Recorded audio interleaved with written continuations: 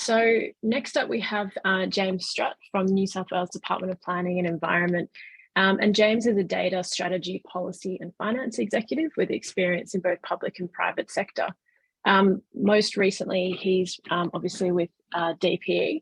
And James has led a pretty significant whole of government reform initiative to improve the use of government's roughly $200 billion land and property portfolio, with a focus on balancing the social, economic, environmental and cultural outcomes for the community. Most recently, we've been working with James and the Land IQ team to build out, I guess, a suite of apps that sit on Giraffe that we're calling Land IQ. And these are really aimed at helping users make strategic planning land use decisions. So I'll intro James. Thanks. Thanks, Lucy. And thanks to everyone. It's great to be here and hear all these other interesting use cases. It's really giving me a few ideas. And James, thanks for your patience in managing the slides for me today. So I guess, like Lucy said, I'm from the New South Wales Department of Planning and Environment. My sort of division very much has a role of looking at the state government's portfolio. And Lucy said it's about 200 billion.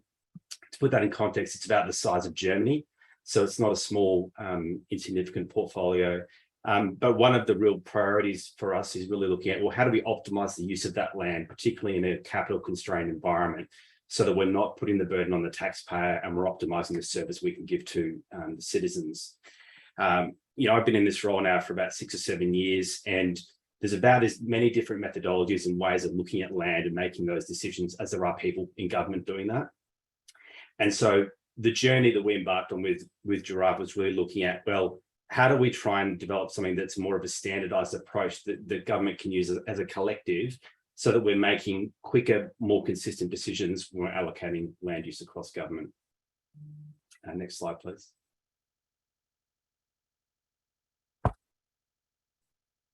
So what is Land IQ? Like Lucy said at the start there, it's a collection of apps that have been built on the Giraffe platform.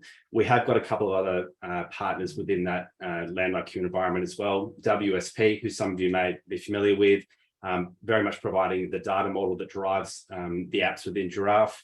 And Aerometrics are a provider of high quality, high resolution imagery that we have brought into Giraffe as well. Really, the point of this, like I've said again, is to standardize as much as possible what's already across government. There's a lot of great data. There's a lot of great approaches to doing different types of things in this space. But instead of going to third parties, going to consultants, we wanted to bring it all into an easy to use platform that people can access as and when they need to. But also having it something that is modular, that people can build on, and we're not wasting time and money replicating the same sort of functionality over and over again, which is astounding how much that happens across the government. Next slide, please. So I think about Land IQ has something 4 key components. The bottom 3 there are the apps that I was referring to, but sitting over the top of that is a very comprehensive data library that we've spent quite a bit of time consolidating across both within government, private sector, international sources, but something that's really easy for any different part of government to spin up a project, and they're not wasting weeks or months trying to find information that's relevant to them. It's all there. We maintain it. We will make sure that it's up to date, and so they're ready to go. When it comes to the apps, I think about these apps as being, I guess, a workflow going from the macro to the micro. We start with the geocentric analysis, which is really pulling a whole lot of information about a particular region, and being able to look at that and compare it to other regions or benchmarks and say, what stands out here in terms of an issue and opportunity, or something that I might want to consider when I'm looking at different planning or land use outcomes. The next app, Site Search, it is what it says, but it's providing, I guess, that sort of advanced GIS capability, so people can find land that's within a certain proximity to a train station, that is in a certain zoning, that isn't constrained by heritage, and so on and so on. And I'll talk about a few different use cases of that in a minute. And last but not least is scenario planning. So you found the land you're interested in, or parcels of land, or a precinct, and you want to understand, what if we change the land use from what it is now to A, B, C, D? And what are those impacts in terms of not just the financial outputs, but some social, economic, environmental, really that broad impact of those land use changes. Next slide, please, James.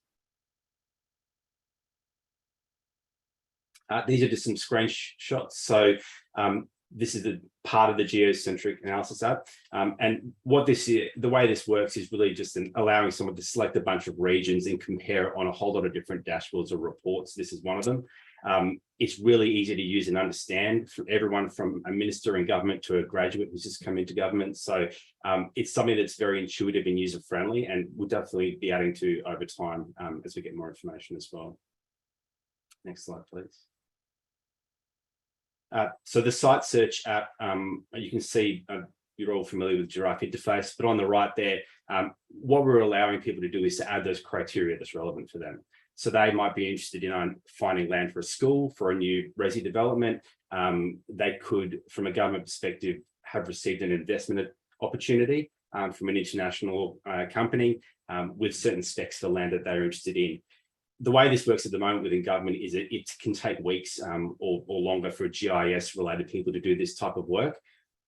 What we've done with this site search app is effectively put that in the hands of an average non-spatial user or spatial GIS technician user. So people can find land on the fly as required, either at a local level like that's showing there, or across the whole state of New South Wales, which is, like I said before, the size of Germany.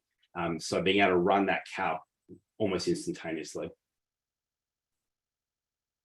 And then the last part of it is the scenario planning. I sort of like to explain this as, it's like SimCity, but with real data. And what this is allowing users to do is to come in to add land uses to their respective parcels of land that they're interested in, and then to run different scenarios to say, what if we change this from vacant land to medium density residential, or from, this might be industrial land to mixed use, whatever it is, but really easily allowing to create those scenarios as and when required. And if you go to the next slide, James, what we do with that then is look at, I'll talk about it on the previous one. If you go back a slide, we have some outputs that come off the back of that, both at a local level. So looking at local outputs, what are some of the yields, what are some of the dwelling students, etc. But it also has the capability to look at it at a macro level. So at this region, if we're changing these land uses at a regional level, what does that do? What are the impacts across different indicators? This slide here, James put up, this was a real use case we used last year. Some of you may have seen in the media, there was a lot of serious flooding events in Australia, and particularly in northern New South Wales last year. We used LandIQ and Giraffe in particular to effectively analyze and look at different sites that could be used for temporary accommodation for all the people that were impacted and had their homes destroyed or severely damaged. And in practice, what this meant, the government had to go and procure a whole lot of different pods or temporary housing. They all had different specifications. They all housed different number or type of people. Being able to load those into Giraffe as usages or typologies, we could work with the government architects and other stakeholders and update this on the fly. Roads would get cut off by flooding, which meant one provider couldn't bring their pods in. And being able to do this almost in real time, it really enabled us to make those decisions and get those pods on the ground and people in the homes much quicker. Next slide, please. And I think this is the last one. So I guess just some of the key benefits from my perspective, and I'm happy to talk to anyone after this if they're interested in learning more about this, but really significant time saving and time and cost saving around identifying and doing initial due diligence on land. And I think we position LandIQ not as being the silver bullet, but it's really being able to get from that long list to short list very, very quickly, and being able to work with industry around much higher value design and delivery activities rather than the upfront part of the project. And really the last point there, it's about creating a platform others can build upon. We've already got other departments within government doing this at the moment, and it's something that we want to continue to evolve and work with Giraffe on over time. And that might be in the form of more apps or enhancements to some of the apps we've already developed. But yeah, it's been a great journey so far. I still think we're at the start of it, but I think that's it from me. Happy to take any questions or talk with anyone offline as well.